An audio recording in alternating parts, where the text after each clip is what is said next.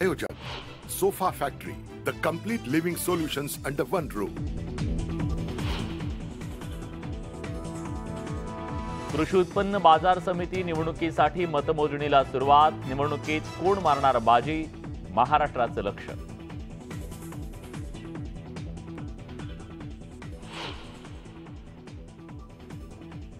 बाजार समिती निवडणुकीचे निकाल हाती यायला सुरुवात। बुलढाण्यात 3 जागांवर महाविकास आघाडी तर 3 जागांवर भाजप सेनेचा एकहाती विजय।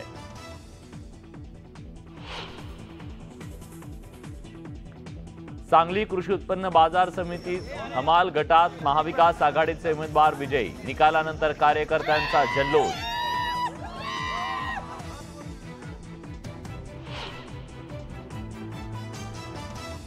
वाशिमच्या मानोरा बाजार समिती निवडणुकीत अपक्ष अनीस शेख विजयी तर व्यापारी अडते मतदारसंघातून महाविकास आघाडीचे विजय राठींचा विजय।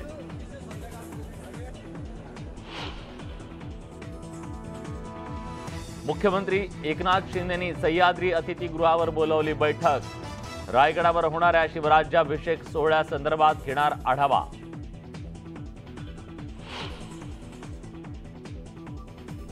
राज्यात अवकाळी पावसाचं संकट कायम। मध्य महाराष्ट्रासह मराठवाडा विदर्भात वादळी पावसाचा इशारा। हवामान विभागाकडून पावसाचा ऑरेंज अलर्ट जारी।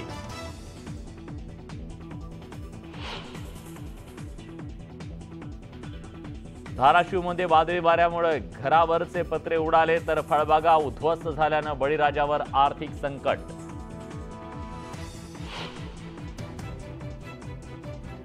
नाशिकमध्ये काही भागात आज पाणी पुरवठा राहणार बंद। नागरिकांना पाणी जपून वापरण्याचं आवाहन।